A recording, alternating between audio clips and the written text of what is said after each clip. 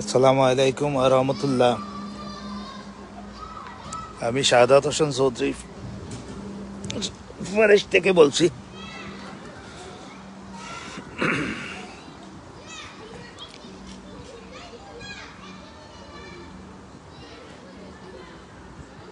মাঝে মধ্যে একটুখানি লাইভে আসি আর কি। এখন তো আর মনে চায় না আসলে লাইভেও আসি, কথাও বলি, আর ফেসবুকে কাজকর্ম করতে আসলে এখন আর ভালো লাগে না।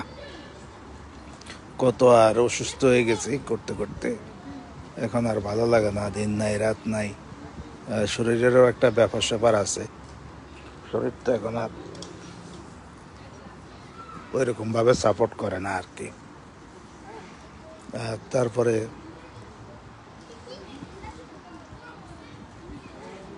তারপরে আবার কিছু লোক আছে সারাক্ষণে মানে টেলিফোন দিতে চায়। ওই টাইমিং ইয়েটা নাই যে একটা, যেমন আমি কোন দেশে থাকি, কোন দেশের সাথে কোন দেশের টাইমিং ডিফারেন্সটা কত, এটাও আইডিয়াটাও নাই। বুঝেও না, না বুঝার বান করে। আবার বলে কি রাজনীতি করি, এই করি এই করি, ছাত্রলীগ করি ওই করি। একটু ডিস্টার্ব যে করে, মানে খুব বেশি ডিস্টার্ব।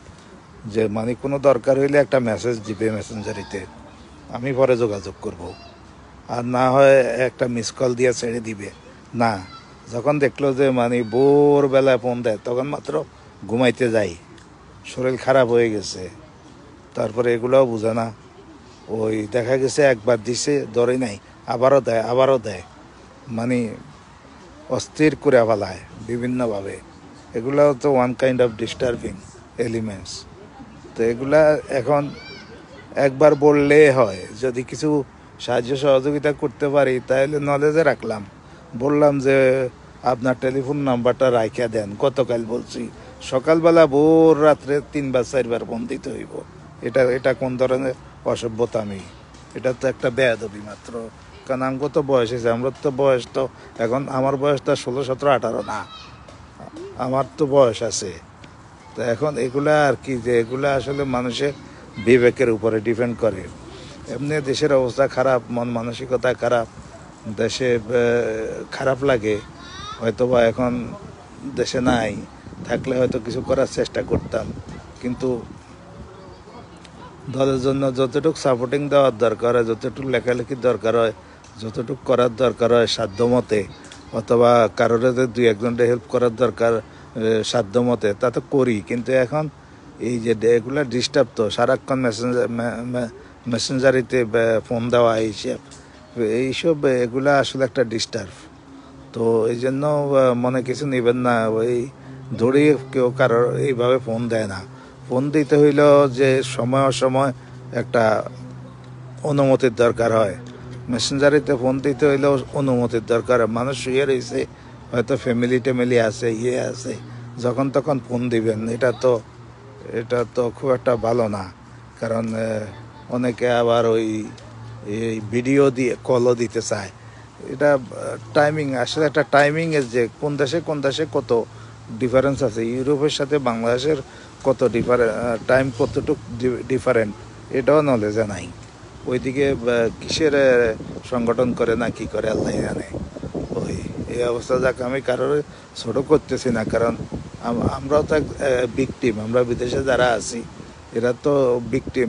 বিদেশে যেরকম সমস্যা আছে, দেশেও সমস্যা আছে। বিদেশে থাকাই মানে যে মানে লক্ষ লক্ষ কোটি কোটি টাকার মালিক, এটা ঠিক না। বরঞ্চ এই জিনিসটা সহজ হইল দেশে। যাক, এখন এমনিতে গোপালগঞ্জে বিভিন্ন জায়গাতে এইসব যে যে রাজাকার, জামাত শিবির, এনসিপি অথবা স্বাধীনতা বিরোধী, এদের অত্যাচারে এরা 32 নম্বর ভেঙে ফেললো, মানুষের বাড়িঘর ভাঙলো, আমাদের দলীয় লোকজনের বাড়িঘর ভাঙলো, আগুন দিল, অথবা লক্ষ লক্ষ লোক অ্যারেস্ট করতেছে প্রতিদিন। যেভাবে গোপালগঞ্জের উপর অত্যাচার করতেছে, এগুলা দেখে তো এমনও সহ্য হয় না। এখন আসলে কি করব, করার তো কিছু নাই। এখন যদি আল্লাহ দিত কোটি কোটি টাকা, সব বিলাই দিতাম। কিন্তু এখন বিদেশে তো এরকম কোনো পসিবিলিটি নাই। আমাদের দেশে ইচ্ছা করলে একটা লোক 2-6 মাসে 2-10 কোটি টাকা বানাইতে পারে। বিদেশের বাড়িতে তো আর এগুলা সম্ভব না। এসব দেশ হইল দোষিয়ারের দেশ, দেশ, ইন্টারনেটে তারপরে অনলাইনে থাকে, দোষী। আর এখানে কোনো 2 নম্বরের কোনো অপশন নাই, দুই নম্বরের কোনো নাই, প্রফেশন নাই, এই অবস্থা আর কি। তো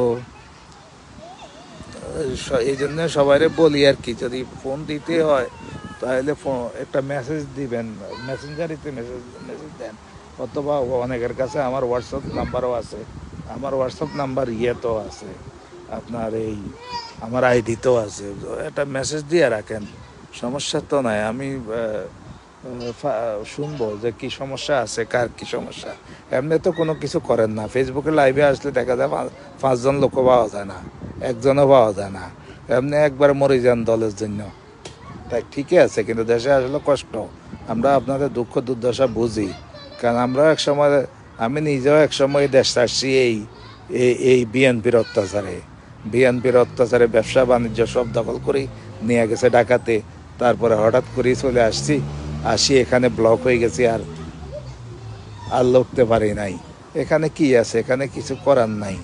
এখানে আপনার সরকার যতটুক দরকার আপনার অতটুকু দেয়, এর বেশি দেয় না, হিসাব করে দেয়। আপনার আপনার বেতনটাও হিসাব করে দেয়, কত টাকা আপনার দরকার, কত টাকা বাড়ি ভাড়া, কত টাকা কারেন্টের বিল, কত টাকা গ্যাসের বিল, কত টাকা আপনার ট্যাক্স, কত টাকা আপনার আবাসন ইন্স্যুরেন্স, কত টাকা স্বাস্থ্যগত ইন্স্যুরেন্স, কত টাকা কি, এইভাবে হয় আর কি। আর আমি নিজেও এখন চাকরি করি না, তো এগুলা বুঝাইতে কোনো লাভ হয় না। তো মাঝে মধ্যে যে একবার দেই না, এটাও ঠিক না। হাতে আসতে কিছু দেওয়ার চেষ্টা করি, অথবা বলি যে নাম্বারটা রাখি দেন, আমি চেষ্টা করব, এটা বলি। কিন্তু ওই যে যখন তখন দেখা যায় বা আপনি ফ্যামিলিগতভাবে আমরা তো পরিবার নিয়ে থাকি, ঘুমাইলেন অথবা করলেন, বা ঘুমাইতে ভোর রাত্রে চলে আসলো, ওষুধ খাই ঘুমাইলাম, একটু কাজকর্ম তো করি যতটুকু দরকার। আর এটা না যে আপনি আমার কোনো পোস্ট দেখছেন তার মানে আমি জাগানো, পোস্ট একটা হয়তো সামনে আসছে, এটা রিপ্লাই দিলাম, তার মানে এটা না আমি যে একবার জেগে গেছি, ঘুমের থেকে উঠে গেছি, অথবা দুঃস্বপ্ন সুস্বপ্ন অথবা কোনো কিছু, এটা এমন কিছু না। তো যাক, আসলে অনেক কথা বলে ফেলছি। আজকে মোটামুটি হরতালটা ভালো হয়েছে, আপনারা অনেক কাজকর্ম করছেন।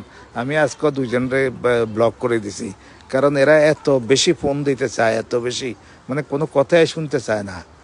বললাম যে নাম্বার রাখেন, দেখি আমি কোনো দিকে যোগাযোগ করি, তারপরে অথবা আমি কি করতে পারি দেখি। আমি নিজেই করি, আমি কারোর সাথে যোগাযোগ করি না যতদূর পারি। কিন্তু এখন তো আমার তো একটা লাইবিলিটি আছে, একটা সীমাবদ্ধতা আছে, আমি তো এখনো ওই রকম পারি না। তো কথাই শুনে না, খালি ফোন দেয়, এই ফোন দেয়, কখন দেয়, একটা লোক ঘুমাইতেছে, সেখানে ফোন একবার দিল, ধরলাম না, বা আমি পজিশনে নাই, মনে করতে হবে যে এই লোকটা ওই রকম না, রেসপন্সিবিলিটি নাই তার, আবার দেয়। তারপরে উঠি যাই, তারে ড্রয়িং রুমে যাই ফোন দিছি, সে আর ধরে না। মানে এটা কোন ধরনের অসভ্যতা আমি। তারপরে আমার তো দ্যার ইজ নো অপশন, আমার কোনো দ্বিতীয় কোনো অপশন নাই তারে ব্লক করে দেওয়া ছাড়া। ব্লক করতেও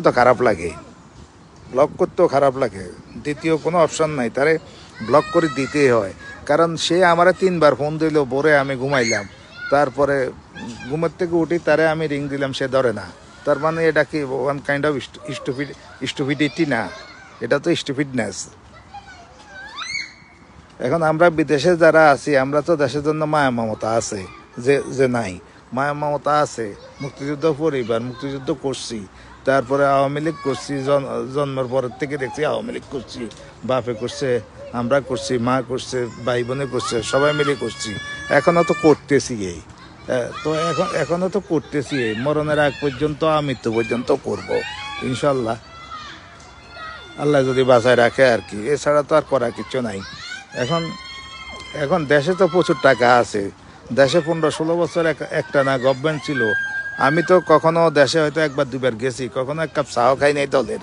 মানে তারপরে সরকার যখন ক্ষমতা ছিল দলীয়, তখনও লেখালেখি করছি, ন্যায় অন্যায় সব কিছুর বিপক্ষে বলছি,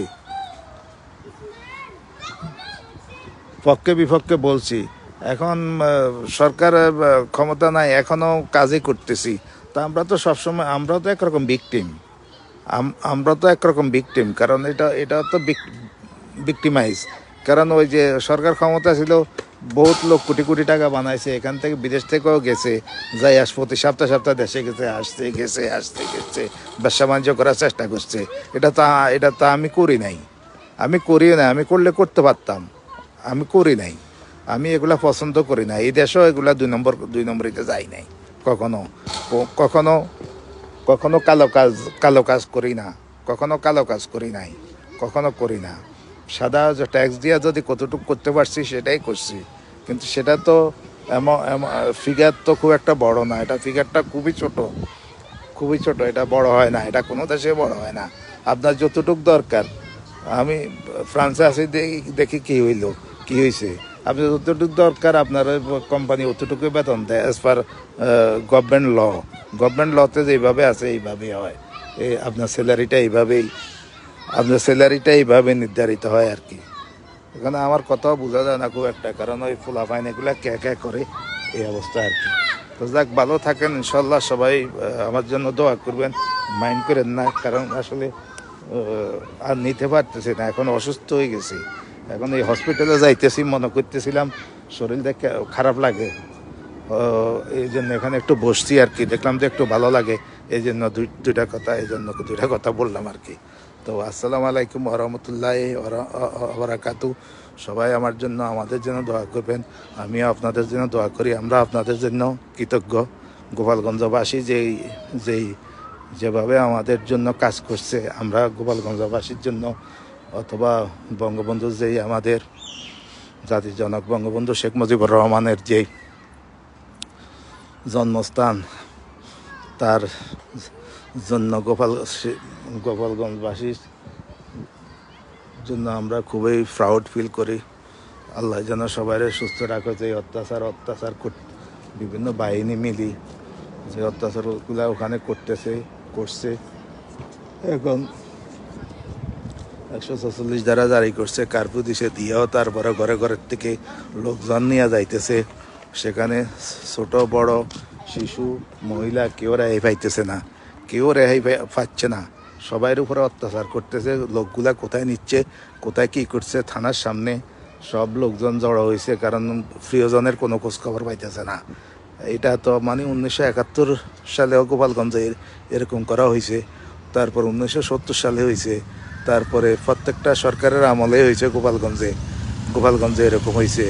কিন্তু কখনো গোপালগঞ্জে জিয়াউর রহমানও ম্যাসাকার করার চেষ্টা করছে।